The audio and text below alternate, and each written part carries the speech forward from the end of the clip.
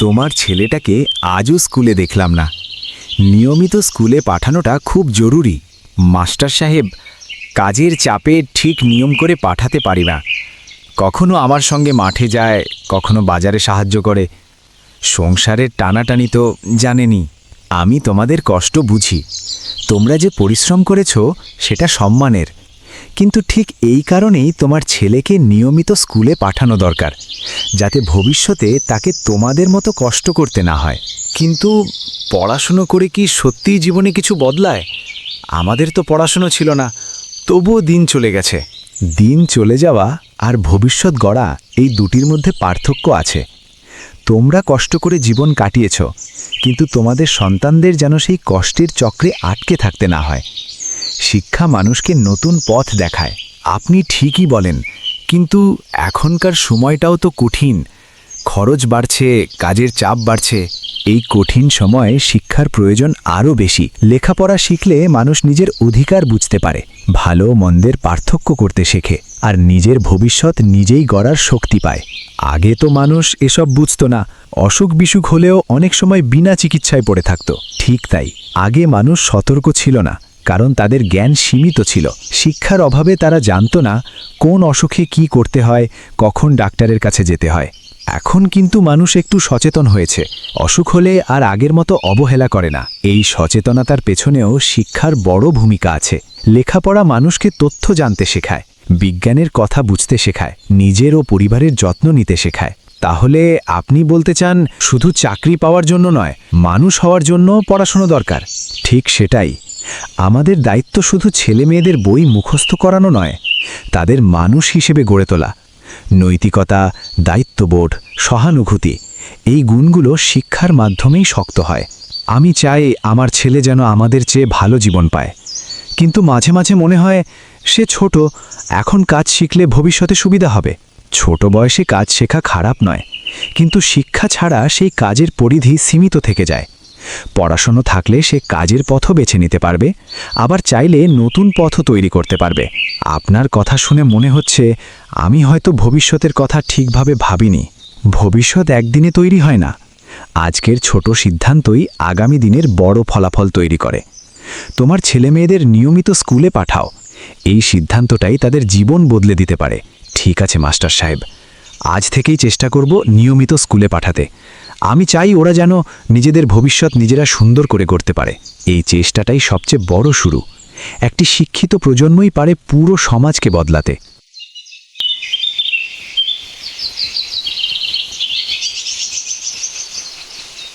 সময়টা কি দ্রুত চলে গেল, তাই না? বয়স তো কম হলো না। মাঝে মাঝে মনে হয় আমাদের সময় আর বর্তমান সময়ের মধ্যে বিশাল পার্থক্য তৈরি হয়ে গেছে। নিশ্চয়ই, আমাদের শৈশব ছিল সম্পূর্ণ ভিন্ন রকম। আমরা মাঠে গিয়ে খেলতাম, একসাথে সময় কাটাতাম, গল্প করতাম, আড্ডা দিতাম। মানুষের সঙ্গে মানুষের সম্পর্ক ছিল সরাসরি এবং গভীর। তখন বিনোদনের জন্য কোনো প্রযুক্তির প্রয়োজন হতো না। খেলাধুলা, প্রকৃতির সঙ্গে সময় কাটানো, বন্ধুদের সাথে দীর্ঘ কথোপকথন, এই সবের মধ্যেই আমাদের আনন্দ খুঁজে পেতাম। বর্তমান সময়ের দিকে তাকালে মনে হয় মানুষের জীবনের কেন্দ্রবিন্দু হয়ে উঠেছে একটি ছোট যন্ত্র, মোবাইল ফোন। মানুষ পাশাপাশি বসে থেকেও পরস্পরের দিকে তাকায় না। চোখের সামনে থাকা মানুষটি নয়, বরং স্ক্রিনের ভেতরের জগতই বেশি গুরুত্বপূর্ণ হয়ে উঠেছে। আমাদের সময়ে বন্ধুত্ব মানে ছিল দায়িত্ব ও সহমর্মিতা।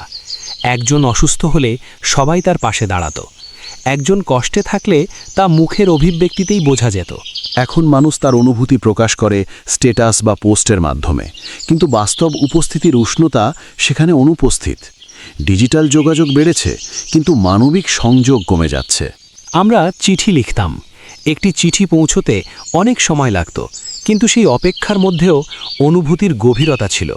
প্রত্যেকটি শব্দের মূল্য ছিল। বর্তমানে যোগাযোগ দ্রুত হয়েছে, কিন্তু কথোপকথনের গভীরতা অনেকাংশে হ্রাস পেয়েছে। সংক্ষিপ্ত বার্তা বিনিময়ে আবেগ ও আন্তরিকতার জায়গাটি সংকুচিত হয়ে পড়েছে।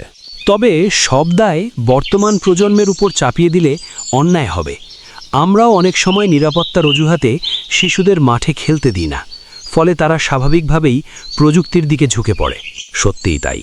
আমরা নিজেরাই শিশুদের হাতে ফোন তুলে দিই, তারপর আবার তাদের প্রযুক্তি নির্ভরতার জন্য দোষারোপ করি। তবুও আমি আশাবাদী, একদিন তারা বুঝবে প্রকৃত আনন্দ মানুষের সঙ্গে সময় কাটানোর মধ্যেই নিহিত। ডিজিটাল জগৎ সাময়িক আনন্দ দেয়, কিন্তু সম্পর্কের উষ্ণতা দেয় না। আজ আমরা দুজন এখানে বসে কথা বলছি, এই মুহূর্তটাই তার প্রমাণ। মানবিক সংযোগ কখনো পুরনো হয় না। চলুন একটু হেঁটে আসি, ওই মাঠটার দিকে যাই, দেখি আজকের শিশুরা খেলাধুলায় ফিরছে কিনা। চলুন, যদি অন্তত দুজন শিশুকেও মাঠে নামাতে পারি, তাহলে সেটাই হবে আমাদের স্মৃতির প্রতি একটি ছোট্ট শ্রদ্ধাঞ্জলি।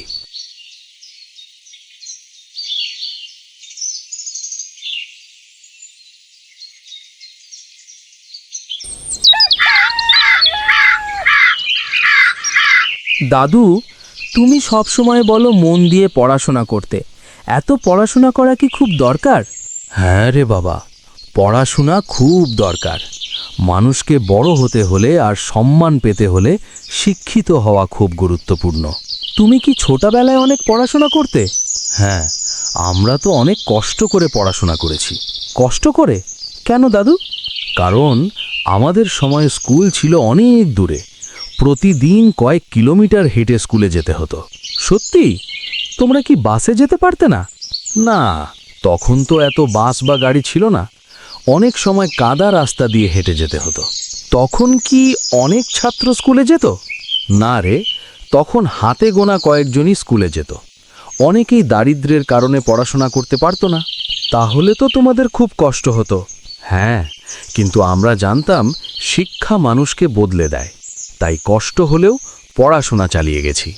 এখন তো আমাদের স্কুল একদম কাছে, আর অনেক সুযোগও আছে। ঠিক তাই, এখন তো বই, স্কুল, শিক্ষক সব কিছু সহজে পাওয়া যায়। তাই তোদের উচিত এই সুযোগটা কাজে লাগানো।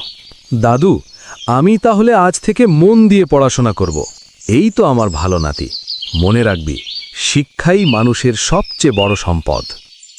ভাইসব, আজকে আমি আপনাদের একটা গুরুত্বপূর্ণ কথা বলার জন্য ডেকেছি। আপনারা সবাই আপনাদের সন্তানদের নিয়মিত স্কুলে পাঠাবেন।